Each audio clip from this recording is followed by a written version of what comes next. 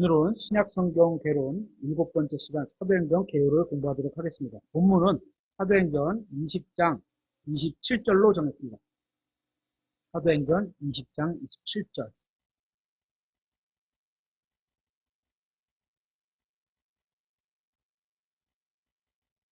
사도행전 20장 27절.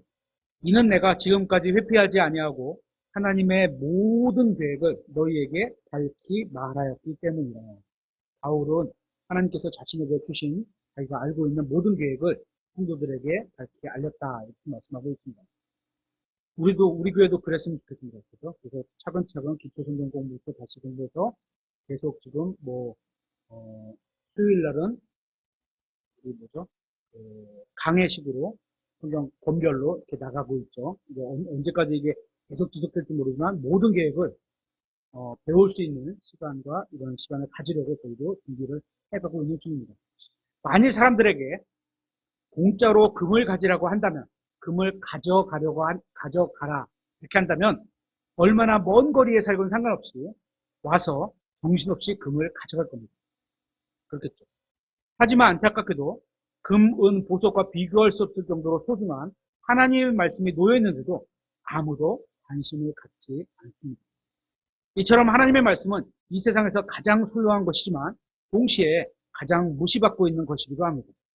하나님의 말씀은 인간이 소유해본 그 어떤 보석보다도 더 가치가 있는 것입니다. 우리는 하나님의 말씀을 무시하지 말아야 합니다. 말씀을 사랑하고 읽고 연구하고 암기하고 다른 사람에게 전해주어야 합니다. 신약 성경의 5번째 책인 사도행전은 1007 구절과 24,250 단어로 이루어져 있습니다. 사도행전은 초기 교회 시대의 역사를 담고 있지만 그에게 주신 교리를 담고 있지는 않습니다.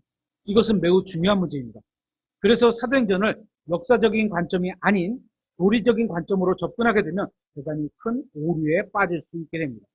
이것은 우리가 사도행전으로부터 중요한 영적 교훈을 배울 수 없다 이런 말이 아니라 그렇죠? 대신 삶에 적용할 수 있는 교리적으로 적용할 수 있는 것은 우리가 배울 수 있지만 이게 교회 시대의 교리에 직접적으로 이거다 이렇게 가르치지는 않는다는 겁니다. 이것은 마치 사복음서가 예수 그리스도의 지상 사역을 기록하고 있지만 구약적인 상황에서 기록하고 있는 것과 마찬가지입니다. 사도행전도 주님의 제자들이 행한 일과 그들의 전도로 구원받은 사람들이 기록되었을 뿐이지 신약 교회의 교리는 서신서들, 바울 서신, 일반 서신 이런 데들에 기록되어 있기 때문입니다. 따라서 어떤 면에 있어서는 사도행전의 경우 위험한 책이 될 수도 있습니다. 마태복음이 구약성경과 신약성경을 다루는 다리가 되는 것처럼 사도행전도 예수님의 지상사역과 초기 교회 시대에 연결해주는 다리 역할을 하고 있는 겁니다. 다리는 어디서 어디를 건너가기 위해서 세우는 임시적인 것, 예를 들어서 좁은 어떤 그런 목적을 갖고 있는 거지, 다리 중간에다 집을 세워서 사는 사람은 없습니다. 그죠? 그래서 교리를 사도행전에 세우지는 않는다는 겁니다. 이것은 예수님의 지상사역이 초기 교회 시대와 관련이 없다는 말이 아니라 사도행전은 믿는 사람들이 어떻게 세상에 복음을 선포했으며 사람들은 예수 그리스도께로 인도했는지 그 역사를 담고 있다는 말입니다. 사도행전에서 우리는 다음 사건들을 발견하게 됩니다. 첫째, 사도행전 1장에서 7장에서 주님께서는 이스라엘 백성들에게 주님을 그들의 메시아로 받아들일 수 있는 두 번째 기회를 주시는 것을 보게 됩니다. 하지만 그들은 다시 주님을 거절합니다. 그들은 주님의 말씀을 선포한 스데반을 돌로 쳐 죽임으로 결국 2000년 동안 버림받은 채로 있게 됩니다. 두 번째, 사도행전 8장에서 이방인은 개인적으로 등장합니다. 이방인인 에디오피아 내시는 하나님의 말씀, 즉 예수 그리스도의 죽으심, 묻히심, 부활에 관한 진리를 듣고 예수 그리스도를 하나님의 아들이라고 믿음을 고백한 후에 물침례를 받는 것을 보게 됩니다. 그러니까 구원받고 나서 그거에 대한 간증으로 받는 거죠.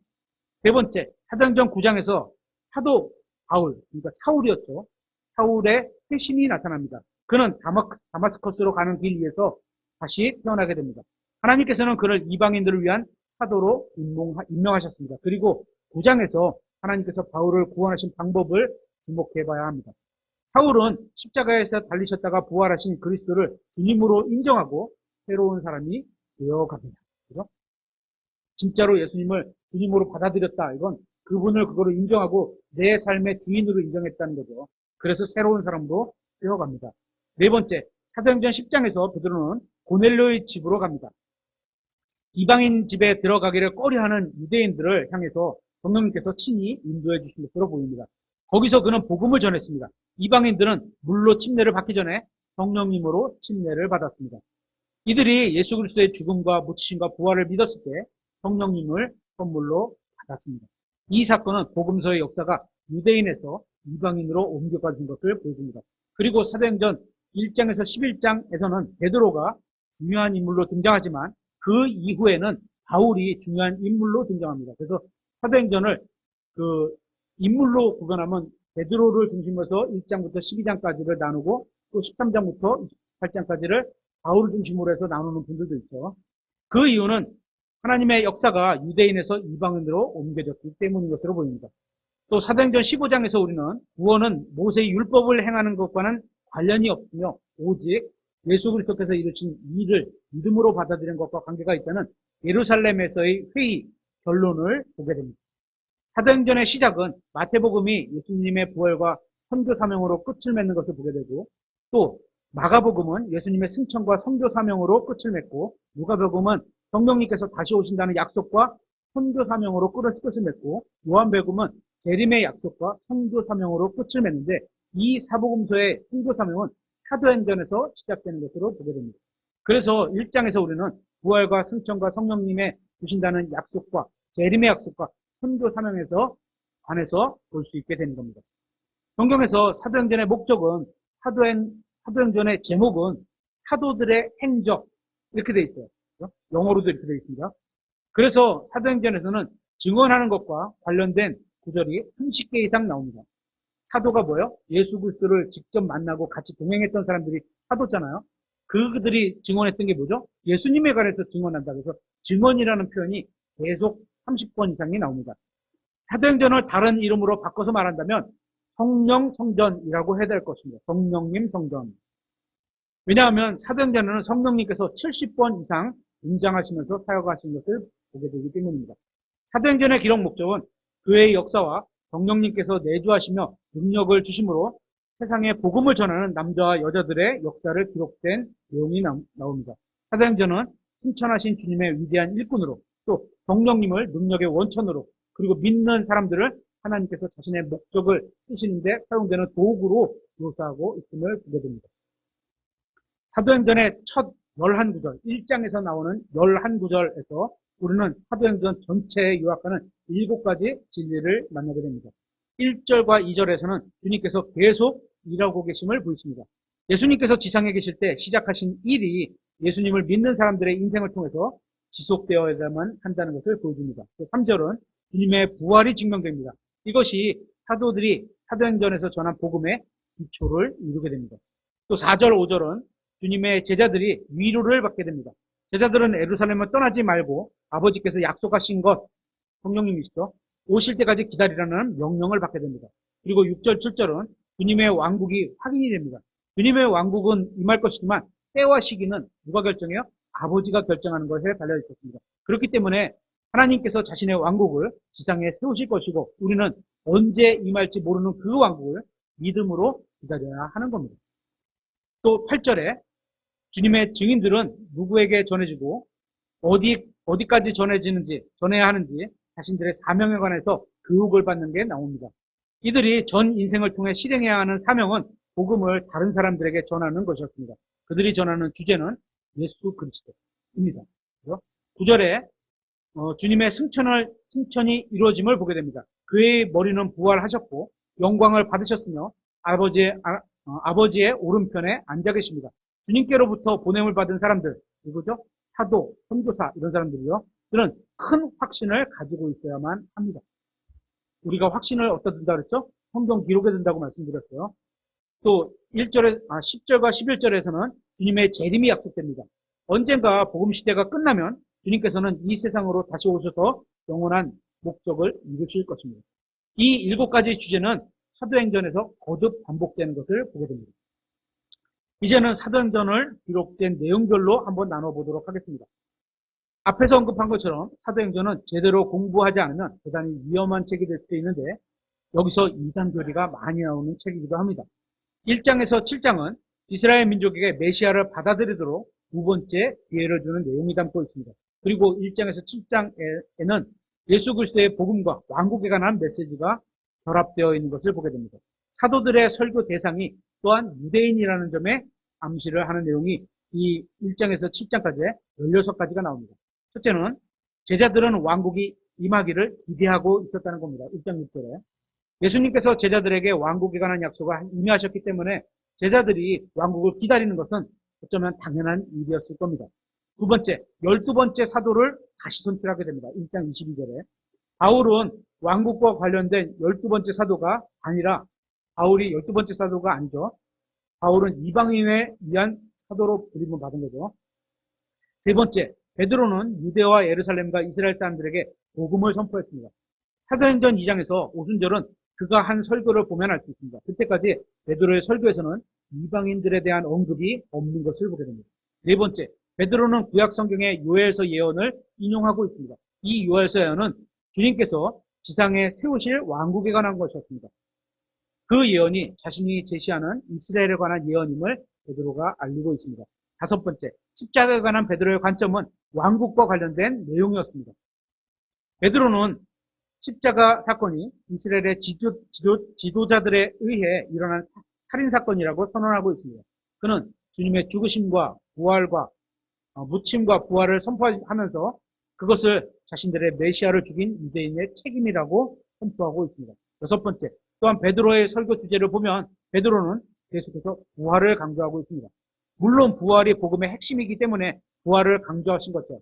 하지만 다른 한편으로 부활은 요나의 표적을 통해서 예언에 성취된 것을 보여주는 것이기도 합니다. 주님께서는 이스라엘에게 한 가지 표적만 허락하셨다고 하는데 그게 바로 요나의 표적이었던 겁니다. 일곱 번째, 경배의 장소를 주목해 볼 필요가 있습니다. 사도행전의 초반부에는 경배의 중심지가 여전히 예루살렘 성전인 것을 보게 됩니다. 그때까지는 지역교회에 대한 개념은 아직 등장하지 않았기 때문입니다. 여덟 번째, 믿는 자들인 교회가 성전에서 만나게 됩니다. 예수님을 믿는 사람들이 여기서 교회 안에서 만나는 거죠. 그들은 외적으로나 내적으로 유대주의를 깨지 않았습니다. 그들은 그저 구약 성경에 복음을 더한 것으로 이해하고 있었던 겁니다. 아홉 번째, 베드로는 만일 이스라엘이 회개하고 믿는다면 예수님께서 재림하시어 왕국을 세울 것이라고 약속했습니다. 물론 베드로는 신약에도 해당되는 진리를 선포했지만 그가 선포한 내용은 개인적인 것이라기보다는 이스라엘에 관한 민족적인 것이었습니다. 열 번째, 베드로는 미래에 관한 예언을 적용했습니다. 베드로는 자신의 복음을 선포하고 있는 날이 바로 구약 성경에서 예언자들이 미리 예언한 날이라고 말하고 있는 것을 보게 됩니다. 주님께서 바울에게 교회에 관한 계시를 주기 전까지는 에베소서 2, 3장에 교회에 관한 계시를 주기 전까지는 교회는 계속 신비 속에 있었습니다. 11번째, 베드로가 이방인들에 관해 말하는 것을 볼 필요가 있습니다. 이것은 이방인들의 구원에 관한 말씀입니다. 3장 25절에서 말씀하시는 씨는 유대인들입니다. 땅의 모든 족속들은 이방인들입니다. 베드로는 그들이 오직 이스라엘을 통해서만 구원받을 수 있다고 말하고 있습니다. 교회는 이스라엘의 넘어짐을 통해 구원받을 기회를 받게 됩니다. 사도행전 1장에서 7장과 바울 서신서들이 서로 다른 교리를 가르치는 것처럼 보이긴 하지만 분명한 것은 서로의 강조점이 다를 뿐 서로 다른 교리를 주장하고 있지는 않다는 겁니다. 지금 저희가 살펴보고 있는 것은 1장에서 7장까지 해서 사도들의 설교 대상이 아직은 유대인들이었다는 것을 살펴보고 있는 겁니다. 계속해서 12번째, 시편 2편을 인용하고 있습니다. 시편 2편은 왕국이 임하는 것에 관한 내용을 담고 있는 내용입니다. 13번째, 예루살렘이 중심이라고 확인하고 있습니다. 5장 16절에.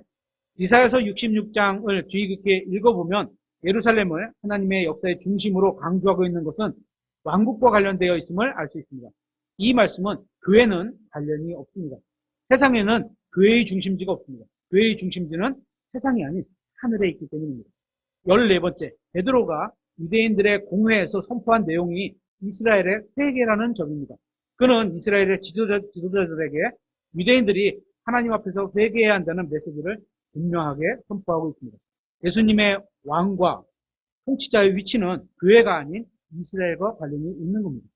15번째, 하나님께서는 스데반을 통해 이스라엘 민족의 역사를 요약하시면서 이스라엘이 오랜 세월 동안 얼마나 진리를 거부했으며 그럼에도 주님께서는 그들에게 회개할 기회를 여전히 주셨음을 보여주셨습니다. 16번째, 교회는 이때에도 이미 존재하고 있었다는 겁니다. 언제 교회가 존재하죠? 사도행전 2장의 오순절 때부터 교회가 시작된 거니까. 이후에 복음은 예루살렘에서 시작하여 땅 끝에 있는 이방인들에게도 전파가 된 것을 보게 됩니다. 그러므로 사도행전 1장에서 7장은 이스라엘에 관해 다루고 있다고 보는 겁니다. 만약 그들이 회개하고 예수 그리스도의 죽음과 묻힘과 다시 살아나심을 믿고 자신들의 메시아로 주님을 자신들의 메시아로 받아들인다면 왕국이 임하여 복을 받을 수 있었을 겁니다. 성경 전체를 보면 유대인들은 구약 성경에서 아버지 하나님을 거부한 것을 보게 됩니다. 성경 전체에서. 그리고 복음서에서 아들 하나님을 거부했습니다. 그리고 이제 사도행전에서 그들은 성령 하나님을 거부한 것을 보게 됩니다. 또 1장에서 7장에는 4번에 걸쳐서 왕과 왕국을 제시하고 있는데 4번 제시할 때마다 왕국에 관한 표적을 보이며 선포하고 있습니다. 표적이 뭐죠? 유대인들을 향해서 이게 하나님이 일하시는 거다라고 보여주는 게 표적이잖아요.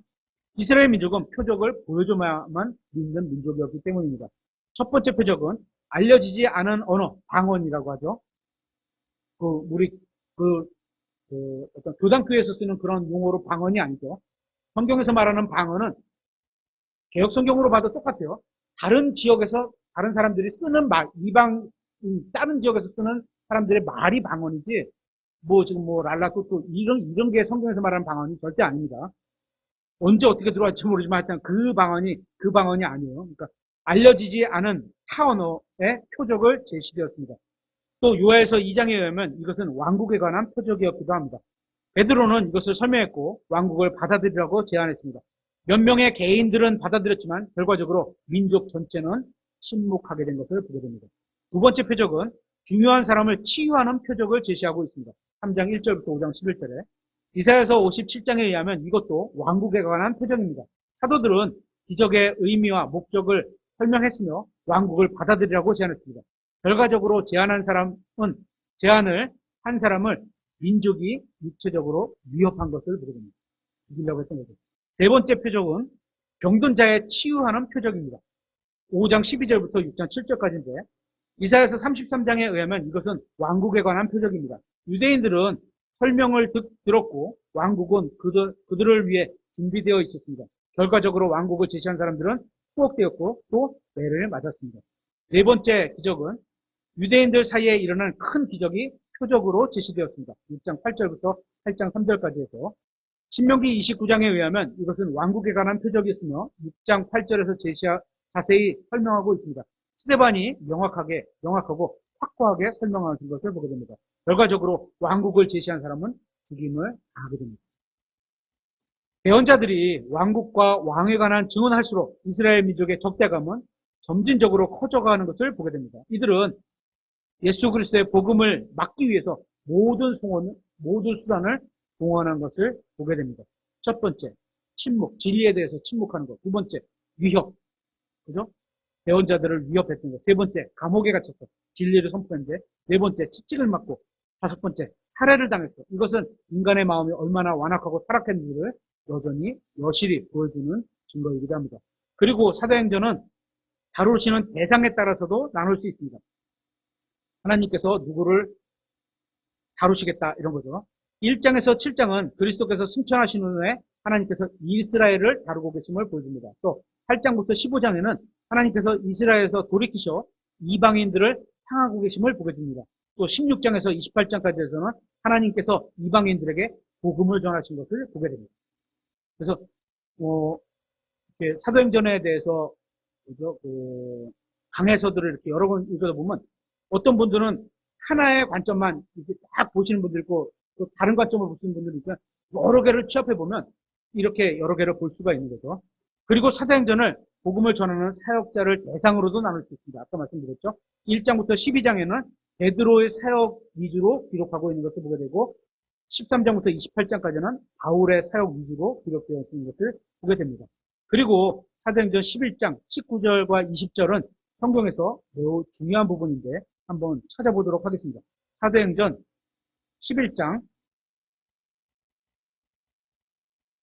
19절부터 20절.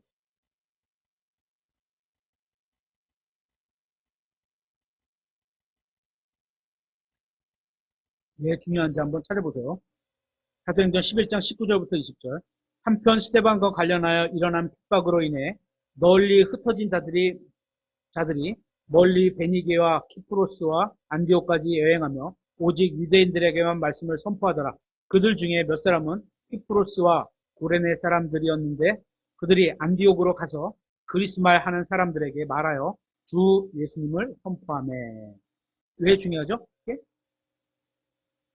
주님께서는 유대인 제자들에게 뭐라 그랬죠? 예루살렘에 머물라. 그죠?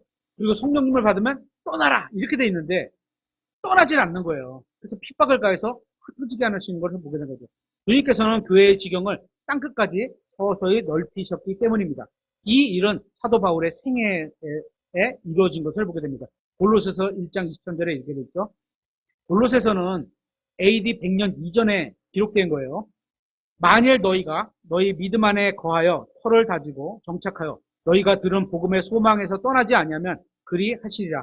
그 복음이 하늘 아래에 있는 모든 창조물에게 선포되었고 AD 100년경에 이미 하늘 아래에 있는 모든 창조물에게 선포되었고 이렇게 되어 있죠. 그죠? 그러면 우리나라에도 왔다는 얘기죠. 어떤 식으로인지 모르지만 그죠? 나 바울은 그 복음의 사역자가 되었노라. 예수 그리스도를 통해 받는 구원의 좋은 소식은 북시리아의 베니게와 키프로스와 안디옥으로 이어지는 해안을 따라서 무역 경로를 통해서 전파하게 되는 것을 보게 됩니다. 그러니까 복음만 혼자 가는 게 아니고 이전에 있던 그 어떤 수단의 방법을 통해서 그 길을 따라서 가면서 복음이 전파되는 거죠. 여기서 교회는 새로운 중심지에서 새로운 시작을 하게 되는 것을 보게 됩니다. 우리가 교회사나 필사본 증거나 성경의 본문 전달 경로를 연구하다 보면 중심지는 예루살렘에서 로마나 이집트가 아니라 어디로? 안디옥으로 이동했음을 알게 됩니다. 그래서 두 가지 있죠. 70인역은 로마 카톨릭 계열에 속한 성경 어떤 그 본문이고 또 안디옥 계열에 속한 본문이죠. 두 가지 성경이 있다는 그런 책이 있죠. 또한 안디옥 교회에 대한 선교 사역의 패턴을 보면 이렇습니다. 11장 19절 21절에 보면 안디옥 교회의 창립이 나오는데 그리스도께로 인도하게 된 창립은 뭐예요? 교회가 창립되었다는 건 예수님께로 인도했다는 걸 보여주죠. 또 11장 21절 21절에는 새로운 교회의 자양분이 주어진 것을 보게 됩니다. 예수 그리스도를 위해서 사는 삶을 보여주는 거죠. 또 11장 25절부터 26절까지는 지역교회에 성장하는 것을 보게 됩니다. 왜냐하면 지역교회에 모인 사람들이 그리스도를 위해서 수고하는 것을 보여주는 겁니다. 또 11장 27절부터 30절에는 교회의 활력이 보여집니다. 그리스도를 사랑함이 나타나는 거죠. 이 순서는 매우 중요합니다. 모든 교회뿐만 아니라 어떤 순서가 그리스도께로 인도하고 그리스도를 위해서 살아가고 그리스도를 위해서 수고하고 또 그리스도를 사랑함으로 인해서 했다. 이게 모두 다 모든 교회뿐만 아니라 모든 그리스도인이 이런 패턴을 따라야 하기 때문입니다. 그리고 사도행전 15장의 회의에서 유명한 회의죠. 율법과 은혜에 관해 다루는 내용을 주의 깊게 살펴보면 바울의 선교 여행과 새로운 지역의 반응이 사도행전 후반부를 차지하고 있음을 볼 수 있습니다. 이 부분은 본문이 스스로 해석하고 있기 때문에 별다른 해석이 필요 없습니다. 그냥 읽으면서 이거구나. 그럼 끝이에요. 그죠? 따로 해석할 부분이 없습니다. 또한 바울 복음 전도 내용을 주목해 볼 필요가 있습니다. 그는 교회에 관한 놀라운 교리를 가르칠 수도 있었지만 그가 구원받지 못한 사람들에게 전한 내용을 보면 두 가지입니다. 두 가지. 첫째는 자신의 개인 간증을 통해서 예수님께서 나에게 하신 일, 이걸 나타내는 거고, 두 번째, 복음의 메시지, 예수 그리스도께서 하신 일, 그거죠. 복음을 듣는 사람들에게 일어난 일, 이 두 가지입니다. 여러분도 이런 식으로 복음을 전하시면 됩니다. 어렵지 않죠. 구원받은 사람은 누구나 복음을 전할 수 있습니다. 그렇게 예수 그리스도께서 자신에게 무슨 일을 해주셨는지를 누구에게나 전해주시면 하는 의미입니다. 그리고 사도행전에서 바울은 그리스도의 삶과 관련된 주님께서 보여주시는 네 가지 환상을 보게 됩니다. 첫째는 9장 3, 4절에 나오는 자신의 회심에 관한 내용에 관해서 주님께서 우리를 구원해 주심을 보게 됩니다. 두 번째, 16장 9절에서 바울 사역에 관해서죠. 바울 사역과 관련해서 하나님께서 우리를 통해 일하시는 것을 보게 됩니다. 또 바울에게 능력을 주시는 것과 관련해서 하나님께서 우리에게도 능력을 일하실 수 있는 선물을 주시는 거죠. 그죠? 또 네 번째, 바울을 보호받는 것과 관련해서 하나님께서도 우리를 보호해 주심을 보게 됩니다. 사도행전이 사역자들에게 주시는 말씀이 있습니다. 제가 본문으로 정했던 건데요. 이거죠. 사도행전 20장 7절에 이는 내가 지금까지 회피하지 아니하고 하나님의 모든 계획을 너희에게 밝히 말하였기 때문이라. 우리는 이 구절대로 전하고 실행하는 교회가 되어야 합니다. 어떻게? 하나님의 모든 계획을 밝히 말하고 가르치는 거예요. 오늘날 교회는 계시록 3장에 나온 라오디게아 교회처럼 되어버렸습니다. 교회를 인도하는 사람들이 교회의 수입원이나 회원 수가 늘어나는 것에만 관심을 보이며 육체적인 사람을 실족하게 만드는 것을 가르치거나 설교를 하고 있는 것을 보게 됩니다. 그래서 하나님을 섬기는 것이 아니라 성직자를 섬기는 그런 교회로 또한 교회의 영적 상태를 더럽히고 선한 영향력을 제로에 갖게 만드는 것을 보게 됩니다. 하지만 거듭난 사람이 세상과 육신과 마귀로부터 안전한 그리스도인의 삶을 살기 위해서는 하나님의 모든 말씀으로 양육을 받아야 합니다. 오직 우리가 하나님의 모든 계획을 가르쳐야 성도들이 주님을 섬기고 고난을 이겨내며 빛 가운데 걷고 그리스도의 심판석을 준비하기에 합당하도록 예비될 수 있기 때문입니다.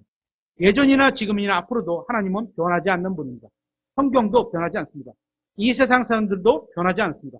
변하는 것은 하나님의 말씀을 대하는 우리 성도들, 사역자들의 태도밖에 없습니다. 우리는 사람들을 기쁘게 하는 것보다 하나님을 기쁘시게 하는 것에 더 관심을 가져야 합니다. 우리는 진리 전체를 전해야 합니다. 오직 진리만을 전해야 합니다. 특히 말씀을 전하는 사람들은 모든 진리를 전하고 있는지를 스스로 돌아봐야 합니다. 사람들의 일시적인 호응을 얻으려고 하지 말고 하나님의 영원한 호응을 얻으려는 자세로 사역을 임해야 합니다. 하나님께서는 우리에게 자신의 모든 계획을 알려주셨습니다. 우리는 우리에게 소중한 것을 모든 사람들에게 신실하게 전해주어야 합니다. 교회는 하나님의 모든 계획을 그대로 전해주는 설교자가 필요하고 세상도 하나님의 모든 계획을 그대로 전해주는 그리스도인이 필요한 겁니다. 그게 우리 교회가 되어야 하고 그게 제가 되어야 하고 그게 여러분이 되어야 합니다. 오늘 내용을 마치도록 하겠습니다.